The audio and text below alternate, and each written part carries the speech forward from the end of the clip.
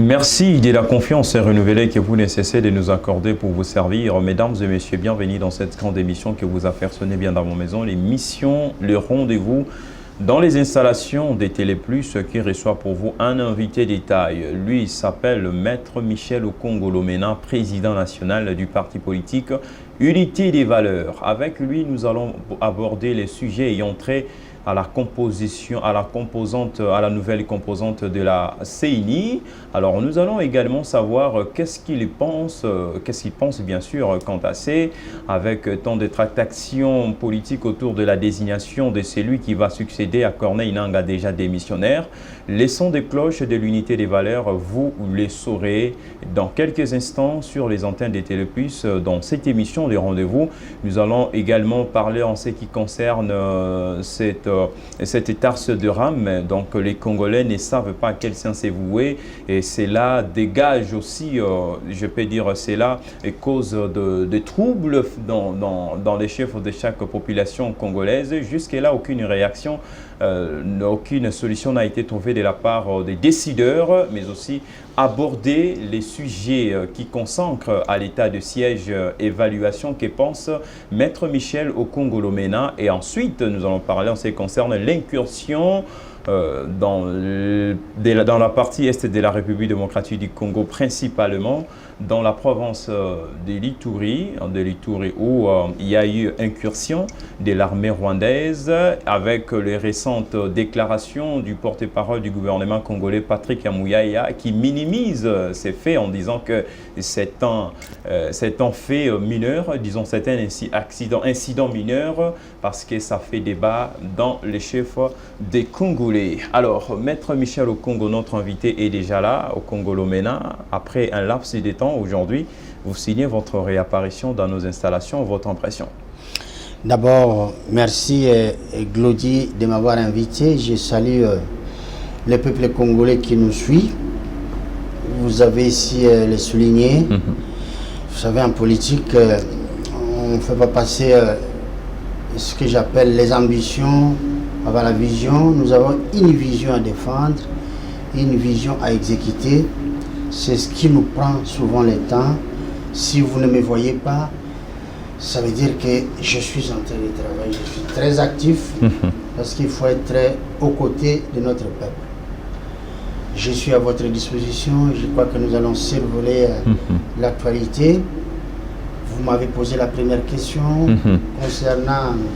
concernant la nouvelle composante de la CENI, votre son de cloche, vous, de l'Unité des Valeurs. Voilà, c'est toute une histoire parce que ce qui vient de se passer, c'est encore une preuve supplémentaire qui nous fait remarquer que notre démocratie est encore fragile.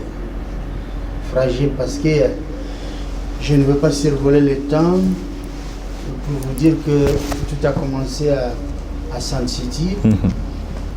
Nous nous sommes retrouvés, les composantes politiques, donc la force vive, la nation s'est retrouvée en Afrique du Sud. De là, nous sommes sortis avec une constitution.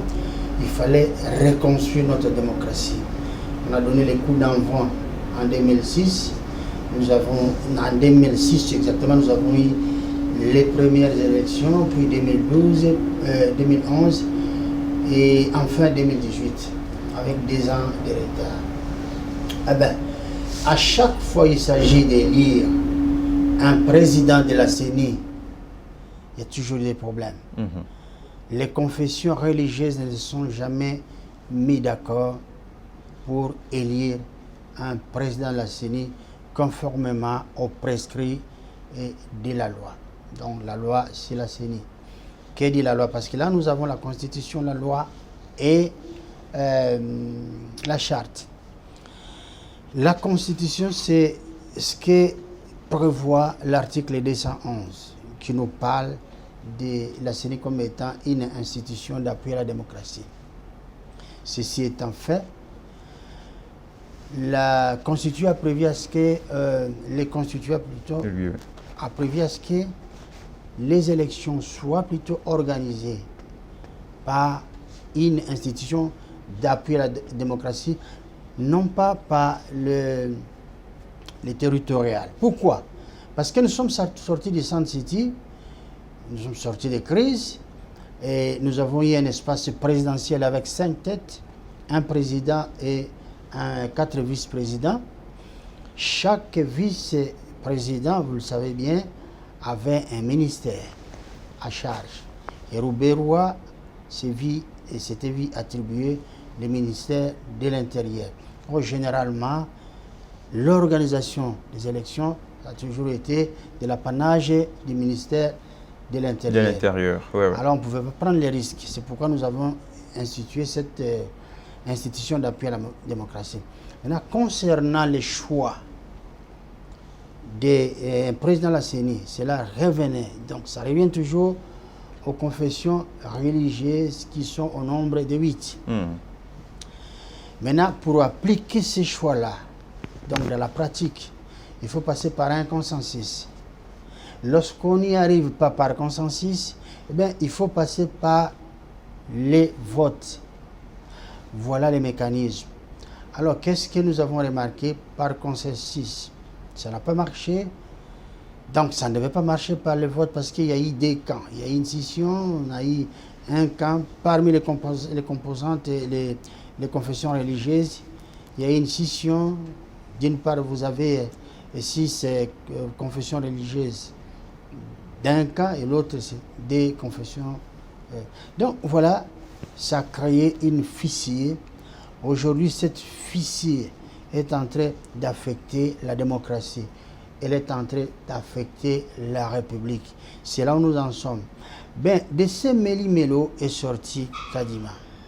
Nous ne parlons pas de l'aspect technique parce que pour retenir un candidat, je crois qu'il y a des critères qui sont prévus. Nous avons dépassé ces points-là, bien que nous avons tiré la sonnette d'alarme pour dire qu'il faut nous trouver un bon candidat qui est les deux pieds sur terre, afin que nous ne puissions pas vivre ce que nous avons vécu lors des élections passées. On nous a sorti Kadima. Maintenant, il aurait fallu plutôt que les confessions religieuses, toutes, se mettent ensemble, afin qu'un seul nom puisse être accepté. Alors, Voilà. pour le choix de Kadima, oui, beaucoup contestent cela, selon certaines spéculations qui disent que Denis Kadima serait les candidats du chef. Partagez-vous cet avis? Non, vous avez parlé de spéculations. Ce sont des rumeurs, des spéculations. Vous voyez, en ma qualité d'acteur politique, je ne peux pas me prononcer sur des spéculations. Et selon vous, d'abord, l'unité des valeurs, Maître Michel Okong? Non, moi, j'ai respecté le travail des autres. Je me suis dit que les confessions religieuses nous sortent quelqu'un qui puisse d'abord mettre tout le monde d'accord. Parce que là, nous ne sommes qu'en amont. En aval, nous aurons les élections. Est-ce que vous ne pensez pas que l'effet de contester Denis Kadima n'a pas sa raison d'être, si c'est né au contraire de réfléchir autour du monde des élections prochaines d'ici 2023, entre cette phrase et contestation, contester la personne de Denis Kadima, lesquels vous, plutôt parmi ces deux mots, lesquels vous intéressent le plus? Moi, je crois que demeurer dans la contestation ne va pas nous avancer. Parce que tous nous avons perdu l'histoire. Les élections, c'est un moyen pour renouveler la classe politique. C'est aussi un moyen pour renouveler les institutions. Or, les choix du président de la CENI en remplacement à l'ancien, c'est vraiment un processus préliminaire. Et bien, vous voyez, à ce stade-là, nous allons commencer à nous rejeter la balle, dire que non, il y a ceux-là qui sont pour Kadima et les autres ne le sont pas. Ben, encore une fois, que chacun... Mais Président Michel, vous ne voyez pas que c'est un comportement à déplorer? Avant la signature pour l'entérinement de Denis Kadima, beaucoup de députés nationaux ont tenu une réunion, je ne vais pas citer les lieux. Dans cette réunion, ils ont reçu chacun 2 000, d'autres 5 000 $ pour la signature, question d'entériner Kadima. Est-ce qu'avec cette façon, cette manière de voir les choses, vous encouragez cela? Moi, je suis contre ces pratiques. Si ça s'avérait qu'il y a eu corruption, ça veut dire qu'on a essayé de forcer les choix des représentants du peuple congolais. Et moi, je condamne cela. Qu'à cela ne tienne, quoi qu'il en soit, les derniers mots restent au chef de l'État, celui qui va trancher. Justement, les contestations persistent. Oui, la responsabilité revient maintenant au président de la République, mais en sa qualité de garant du bon fonctionnement des institutions. Maintenant, le choix de Denis Kadima est contesté par tous. Qu'est-ce que le chef de l'État sera censé faire pour calmer la population congolaise, non seulement la population, mais aussi la classe politique qui réclame? Non, nous n'allons pas influencer la décision du chef de l'État. C'est certes, le chef de l'État, c'est le garant de la nation. Et certainement, il est à l'écoute de son peuple. Il a écouté. Eh bien, il doit prendre ses responsabilités. C'est ce que je lui demande. Et n'oubliez pas que nous devons avancer. Lorsque j'ai dit que nous devons avancer, c'est parce que dans ce processus, nous avons perdu beaucoup de temps. Il y a eu entre-temps, ça, on n'arrive pas à comptabiliser. Combien de fois les confessions religieuses se sont tournées vers Mbosso, le président de l'Assemblée nationale, pour demander un délai supplémentaire à chaque échéance. Ça ne nous a pas avancé. Donc, vous voyez, nous nous sommes écartés des fondamentaux. Vous voyez, parce que ça ne sert à rien de commencer à fustiger ce qui se passe si nous-mêmes nous ne sommes pas conséquents. Vous ne pensez pas qu'avec toutes ces contestations de Denis Kadima pourrait tourner contre nous, contre la République démocratique du Congo, à tel point d'avoir aussi un glissement en faveur de Félix Antoine Tshisekedi Tshilombo? Partagez-vous cet avis? Non, le glissement ne sera pas en faveur d'un individu ou d'un autre. Le glissement va endommager davantage notre jeune démocratie. Vous voyez, il y a des gens qui pensent que cela peut avantager les chefs de l'État. Je ne pense pas. Parce qu'il faut, dans quelques mois encore, c'est une année quelques, il faut passer aux urnes pour renouveler la classe politique, renouveler les institutions. C'est ce que tout le monde attend. Les autres sont tentés de dire que ceux qui sont dans les institutions, ceux qui collaborent avec les chefs de l'État, ne sont pas à même de lui apporter une bonne collaboration. Il y a des gens qui disent ça. Mais quel est le meilleur moment de pouvoir changer ces gens-là? Quel est le meilleur moment de pouvoir changer ou renouveler la classe politique ou les animateurs de l'institution? Ce n'est que pas les élections, à moins que ceux qui n'ont pas un mandat électif. Vous voyez? Or, la plupart, quand vous allez à au Sénat, vous allez à l'Assemblée nationale, vous vous retrouvez avec des gens qui ont un mandat électif. Vous allez au Sénat, pareil. Eh bien, à quel moment devra-t-on changer ces animateurs-là? C'est pendant les élections. Donc, nous avons tous intérêt à se mettre ensemble.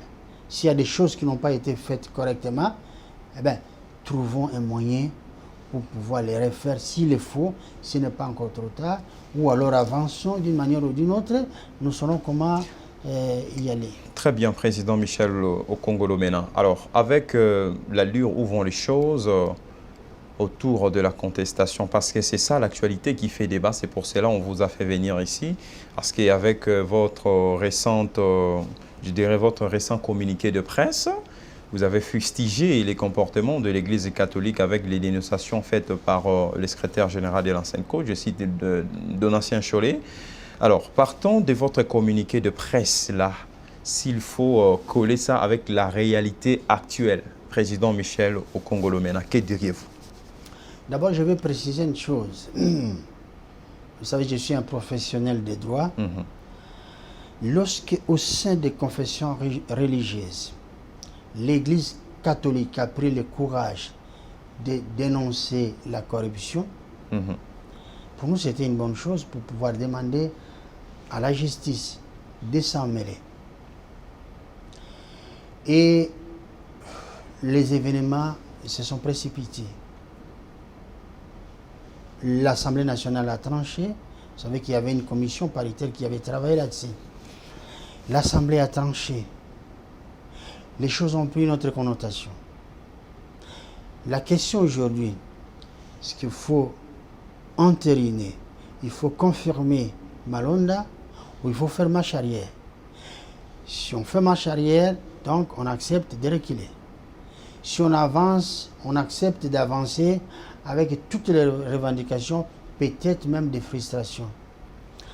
Maintenant, il revient encore une fois au chef de l'État de prendre la bonne décision que nous ne pouvons pas l'en donner. C'est à lui et à lui seul, en tant que commandant de bord de ce grand navire qui est la RDC, de prendre cette décision. Mais pourquoi toute cette agitation de l'Église catholique? Je ne pense pas que ce soit forcément une agitation. Vous voyez, c'est difficile de commenter des choses que nous n'avons pas vécues forcément.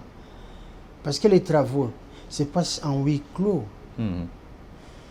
D'autres disent que c'est une agitation de l'Église catholique, mais moi je salue le courage de l'Église catholique.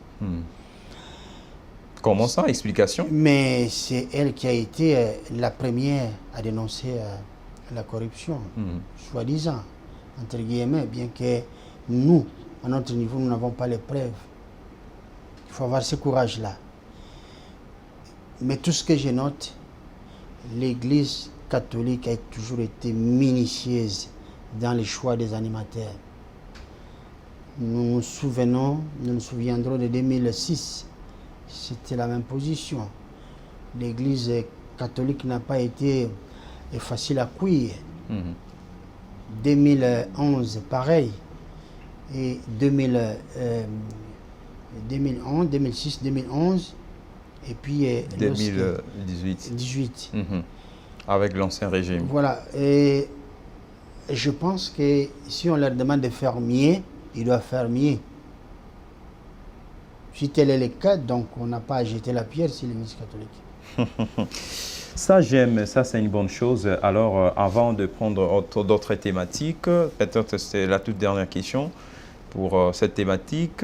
Alors, quel mode d'élection pourrons-nous envisager pour de bonnes élections d'ici 2023, Président Michel Okongolo-Mena? Moi, je crois que c'est très tôt de poser cette question. Nous devons revenir à la case du départ. Du départ, ok. C'est-à-dire confier la gestion, l'organisation des élections au ministère de l'Intérieur. Mais pour l'instant, il ne faut pas en parler. Je vous dis que notre démocratie est en train de patiner. Elle est tellement fragile. On pensait pouvoir la consolider en 2006. Ça n'a pas marché. On a fait des faux pas et des faux pas qui continuent. Alors, il faut imaginer autre chose avant d'enlever à la CENI cette responsabilité d'organiser des élections. Si vous vous opposez à la décision du président de la République, cette personne sera responsable de la mort de la population congolaise, dixit Lambert Mende Omalanga. Comment réagissez-vous face à cette thèse? Non, Lambert Mende, c'est un homme politique qui fait usage de son droit d'expression. Donc, ça n'appelle pas un commentaire. Donc, je crois qu'il a assumé, comme il a toujours fait, ses propos. Donc, il a sa vision, il a exprimé son opinion, son point de vue sur un sujet d'une grande importance. Je crois que ça n'engage que lui. C'est ce que moi j'ai dit. D'une thématique à une autre, cette fois-ci parlons de cette taxe des registres des appareils mobiles qui fait jaser l'opinion congolaise. On en parle toujours et encore, une situation à déplorer. Jusque-là, aucune solution n'a pas été trouvée quant à ces Président Michel Okongolo-Mena. Vous êtes Congolais, dont la population congolaise vous a fait confiance, et disons ça comme ça parce que vous défendez aussi les intérêts de ces grands peuples qui est le peuple congolais, disons ça comme ça. Alors, face à cette situation de rame, que réagissez-vous? Certes, on a interpellé les ministres devant les élus du peuple qui n'étaient pas vraiment à la hauteur de sa tâche. Alors, je ne sais pas moi, quel est les dessous des cartes, quel est votre avis par rapport à ça? D'abord, je vais noter que les finances publiques exigent beaucoup de mécanismes dans les recueillements des fonds, dans la gestion des fonds. Ça exige également beaucoup de rigueur. L'État, pour une raison ou pour une autre, peut établir une taxe, une redevance. En principe, c'est faisable. Mais par contre, ce qui choque, c'est qu'on est en train de ponctionner les plus pauvres. Et deuxième point, c'est qu'il n'y a pas de traçabilité en ce qui concerne les revenus des rames. C'est là où ça choque. Des choses. Le principe en soi n'est pas mauvais. Établir une taxe, donc instituer une taxe ou une redevance, en termes de gestion, c'est normal, concernant les finances publiques. Mais, je le répète, on a ponctionné les pauvres. Et on n'a pas rendu compte, donc il y a une absence totale de traçabilité. C'est ce qui nous pousse à dire que c'est de l'arnaque. Lorsque vous posez à un ministre, au ministre de tutelle, la question de savoir combien ça a rapporté, il vous dit c'est autour de 25 millions. Lorsque les calculs sont faits, on vous dit que c'est à peu près 76 millions par mois. Vous ne faites pas tout le temps que cela a duré. Ça nous ramène jusqu'au mois d'octobre à près d'1 milliard, peut-être un peu plus d'1 milliard de dollars. Qui dit vrai? Les faits sont là. Tous nous sont passés sous la coupe du rame. C'est pourquoi cette histoire, il faut y mettre fin et puis faire en sorte que la justice puisse s'en mêler pour savoir exactement ce qui s'est passé. Voilà ma position. Mais on dit que ces fonds contribuent aussi à la gratuité de l'enseignement. Non, ça c'est... Personne ne peut avaler cela. Parce qu'initialement, nous savions que les institutions de Bretton Woods s'étaient présentées pour financer les élections. Je crois qu'il y a eu même des avancées dans ce domaine-là. Et nous sortir ça, j'ai dit, mais de qui se manque-t-on? Ça m'étonnerait. Vous n'allez pas vous improviser, vous décréter une action du jour au lendemain, dire que non, nous prenons en charge le secteur éducation pour financer, alors que rien ne justifie qu'on vous a attribué cette tâche-là.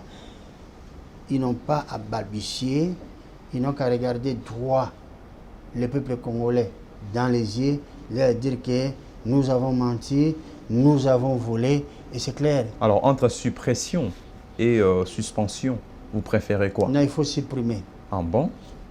Il faut supprimer cette taxe. Donc, on est en train de voler le peuple congolais. C'est une pomme de discorde. Aussi, c'est une porte ouverte pour voler les Congolais. Donc, il faut... Kibasa Maliba, c'est les protégés du chef en quelque sorte. Moi, parce que l'IGF aussi est absente. Je ne saurais pas... Silencieuse. Je ne saurais pas l'affirmer, mais on constate que l'IGF n'a pas pris à bras le corps ce dossier. Est-ce que c'est parce que l'IGF a beaucoup de chats à fouetter? Est-ce que ça viendra le moment venu? Ce sont des points d'interrogation.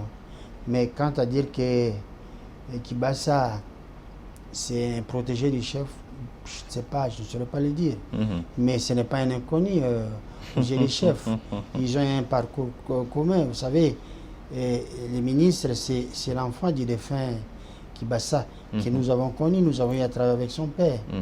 Donc les enfants étaient ensemble, ils se connaissaient. Ils ont eu des parcours communs.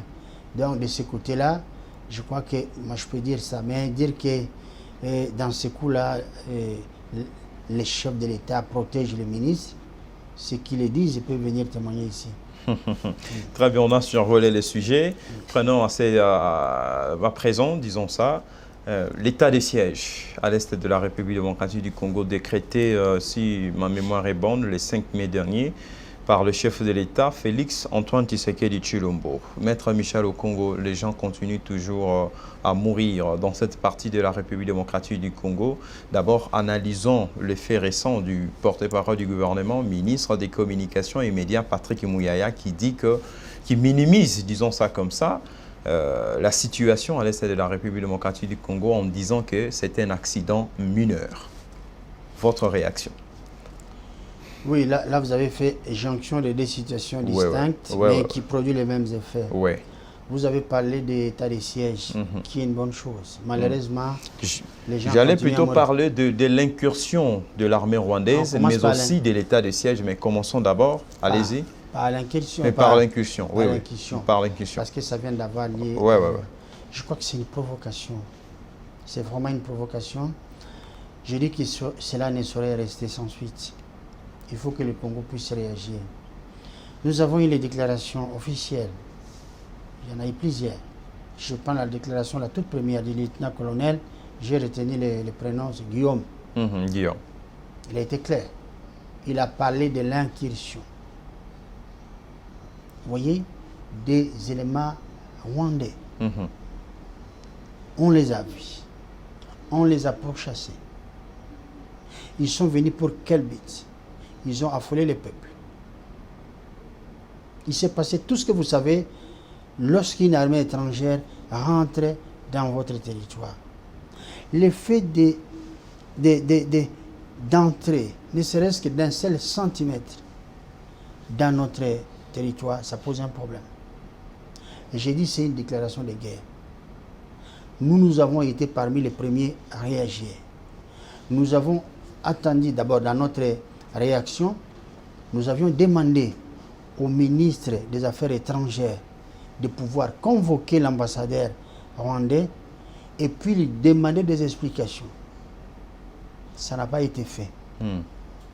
Au contraire, curieusement, c'est Vincent Karega, parce que c'est de lui qu'il s'agit, s'est mis à faire des déclarations, je dirais injurieuses.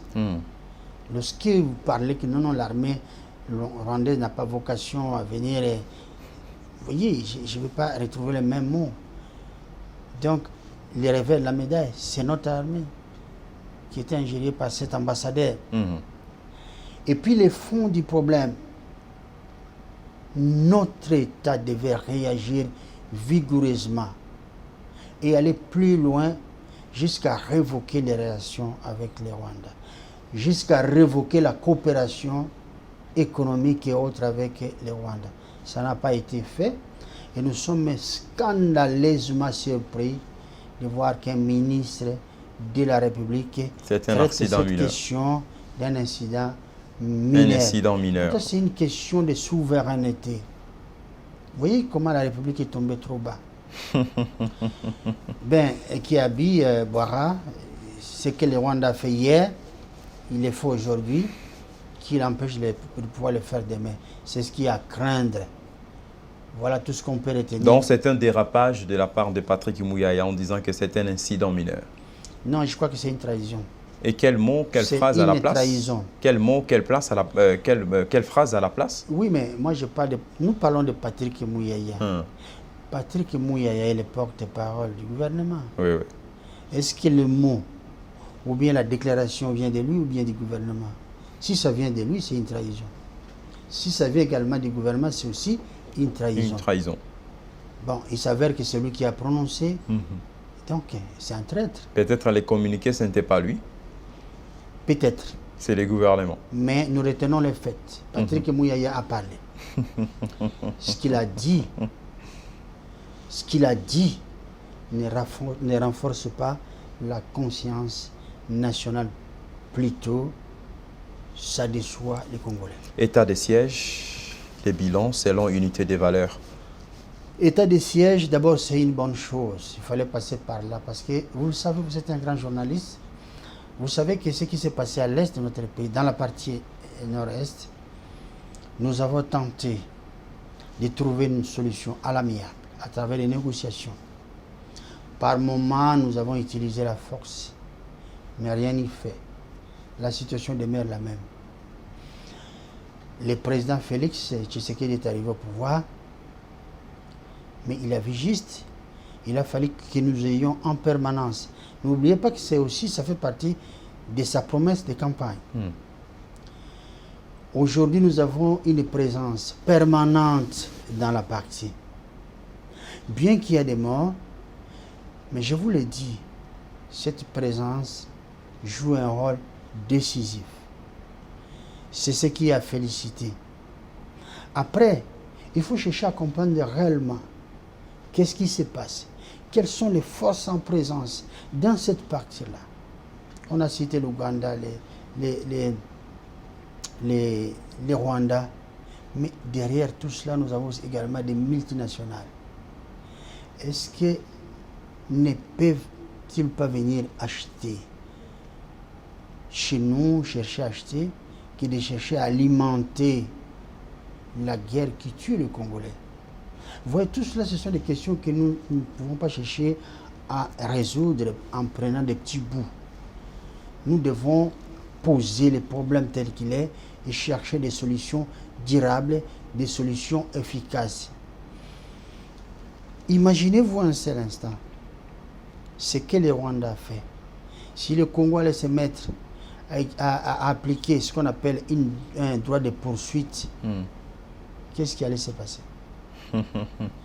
Et je suis sûr que si le Rwanda s'est précipité à faire marche arrière, à replier, c'est parce que il a compris qu'il y avait une présence militaire. Nos forces armées que je salue étaient là. Parce que quand on était à Sand City, Lubero était occupé. On avait arrêté les travaux parce que notre territoire était occupé par les RCD alors qu'on était en pleine négociation. On avait pression, ils sont repartis. Mais dans d'autres circonstances, nous avons appris que les Rwandais étaient entrés à maintes reprises et à chaque fois, il y restait. Mais cette fois-ci, il est entré, au bout de quelques heures, il a été pourchassé par les nôtres. Voilà l'importance de l'état de siège.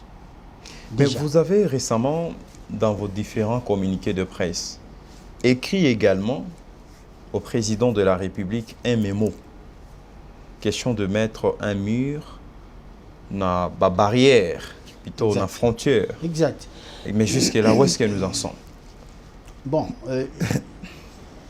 je vais quand même me rappeler que c'était ce mémo émanait de la volonté populaire. Ok. Les Congolais, après avoir évalué la situation, les Congolais se sont dit, voilà, nous avons tenté, parce que le Rwanda, en tant que pays voisin, on ne peut pas le changer. Du point de vue géographique, on peut pas on ne change pas un voisin, sauf si on venait à redéfinir les frontières. Le Rwanda étant notre voisin, qui nous agresse, nous nous sommes dit, donc le peuple, et là je parle du peuple, le peuple s'est dit qu'avec le dialogue, on n'a jamais réussi à restaurer la paix et à mettre le fin au massacre. Mais tantôt avec les moyens militaires, on n'y est pas arrivé.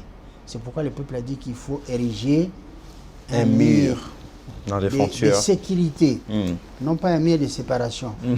De sécurité. C'est une centaine de kilomètres. Et c'était ça la volonté populaire. Ben, nous l'avons transcrit et remis à qui de droit, donc au président de la République. Depuis cela est resté lettre morte. Bon, nous n'avons pas eu des exigences. Le peuple s'est prononcé et puis la suite c'est aux dirigeants de pouvoir voir qu'est-ce qu'il faudra faire par la suite. Ça c'est une bonne chose, mais alors sur cette même chaise, j'ai reçu Ferdinand Kambere du PPRD qui dit que pour réussir dans cette affaire décrétée par, dans cet état de siège décrété par le chef de l'État, il faudra qu'on puisse recourir aux accords signés entre le Rwanda et la République démocratique du Congo. J'ai essayé de lui demander, n'est-ce pas, la motivation de sa phrase. Jusque-là, il n'a pas répondu. Je ne sais pas s'il faut... Il sait pourquoi. Et selon vous, s'il faut analyser sa pensée, qu'est-ce qu'il voulait insinuer par là? Non, nous avons une constitution qui nous trahit. Je n'ai pas l'article en tête. Je trouverai. Nous avons des articles qui posent problème dans notre constitution. Un article qui donne le plein pouvoir au chef de l'État de céder même une partie de notre territoire. C'est ce que Kabila a utilisé. Donc Kabila a fait quoi? A cédé la partie Est? Oui, mais vous savez, au départ, nous sommes partis de l'accord de l'Émirat.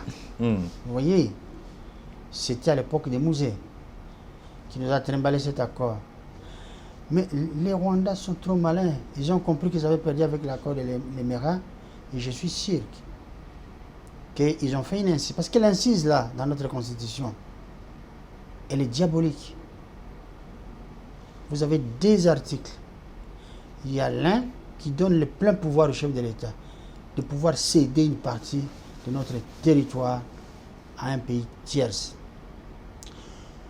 Vous avez l'autre article qui fait la même chose, qui dit la même chose, mais là, il faut passer par le Parlement.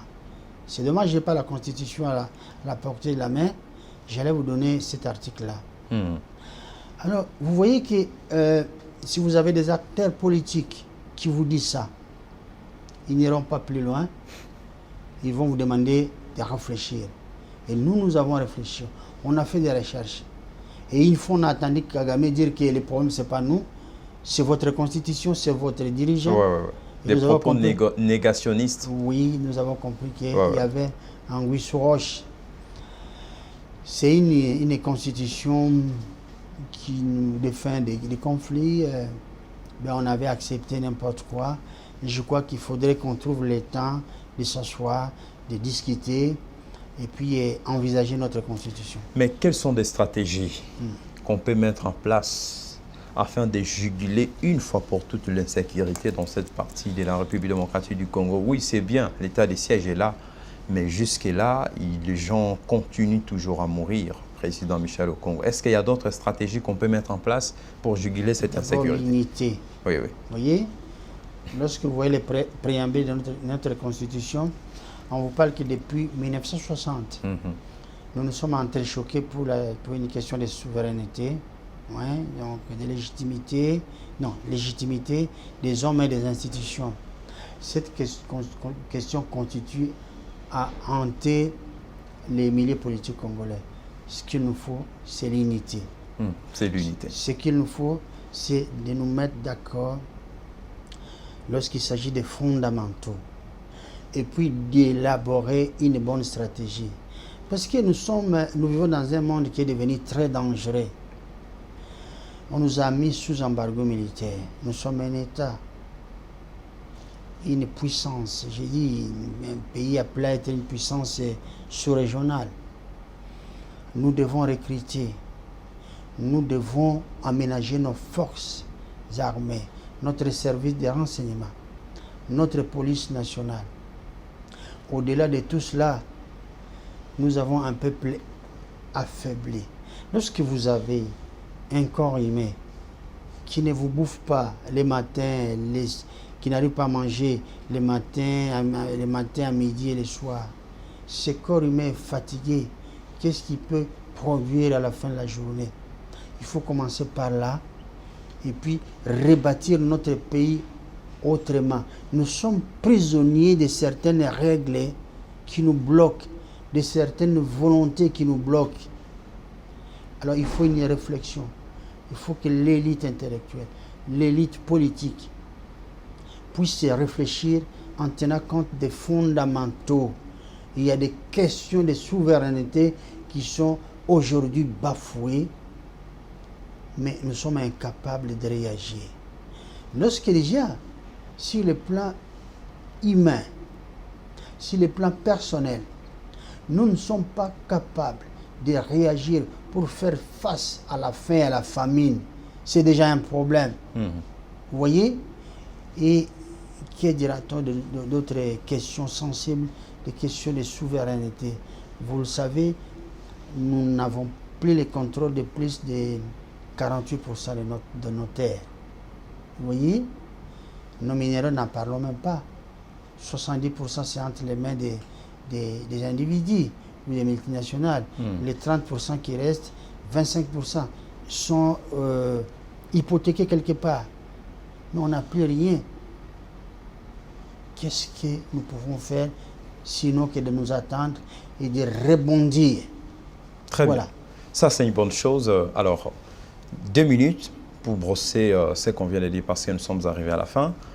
D'abord, en ce qui concerne la nouvelle composition, la nouvelle composante de la CENI, avec à la tête Denis Kadima. Est-ce que le président Michel Okongo Lomena sera-t-il candidat président aux prochaines élections? Est-ce qu'il reste confiant à l'organisation des élections d'ici 2023? Candidat, ce n'est pas moi de le décider. Je vous ai dit qu'on vient en politique, non pas avec des ambitions, mais on vient d'abord avec une vision. Une vision, notre vision veut que nous puissions mettre les peuples au centre de toute action. Et il faut aussi savoir être à l'écoute du peuple. Moi, je suis à l'écoute du peuple parce que j'ai beaucoup fait pour ce peuple. Non seulement j'ai parlé au nom du peuple, de notre peuple, à chaque fois que je me retrouvais, mais ici, dans les fêtes, j'ai donné des séminaires d'éducation civique pour renforcer la conscience nationale. J'ai ouvert des sites où se donnent gratuitement les cours d'alphabet. J'ai financé des micro-projets par mes propres fonds pour remettre les Congolais au travail. Donc, je m'occupe de la population. C'est cette population-là qui décidera les moments à venir, qui sera, parce qu'il n'y a pas que l'élection présidentielle. Nous avons besoin des députés. Nous nous sommes rétractés en 2018. Mais aujourd'hui, ce qui nous importe, c'est de soutenir l'action de ceux qui sont aux commandes. Je n'envisage pas autre chose que cela. Il faut soutenir l'équipe qui est au pouvoir, soutenir les chefs d'État, soutenir le gouvernement, soutenir l'Assemblée nationale, quoique cela ait été, c'est une assemblée hypothétique, il faut le faire. Donc voilà ce qui nous préoccupe. Et ne l'oubliez pas, nous sommes un parti politique, un parti légaliste. Unité des valeurs. Les moments à venir. Donc vous êtes le président national. Exact. Nous aurons un congrès. Les membres vont se décider. Si portez un choix sur moi, vous le saurez. Mais pour l'instant, on s'occupe de la République. On donne un coup de main à ceux qui sont aux affaires. Ça, c'est une bonne chose. Ça n'est donc fini pour ce numéro du magazine Le Rendez-vous qui a reçu pour vous le président Michel Okongo Lomena. Il est le président national du parti politique à Unité des Valeurs. Avec lui, nous avons brossé les sujets des questions autour de questions croustillantes qui rayonnent notre beau cher pays qui est la République démocratique du Congo. Il a émis son point de vue par rapport à ça. Donc, merci Maître Michel Okongo. C'est moi qui vous remercie. De nous honorer encore une fois de plus aujourd'hui. Merci beaucoup. Merci également à vous, à toute l'équipe technique qui m'a tenu compagnie dans cette émission. Héritier Toumba à la prise de vue. Kankonkolo Elohim à la réalisation de Martin Mbombo et Pitu Tubangu. D'ici là, portez-vous bien. Au revoir.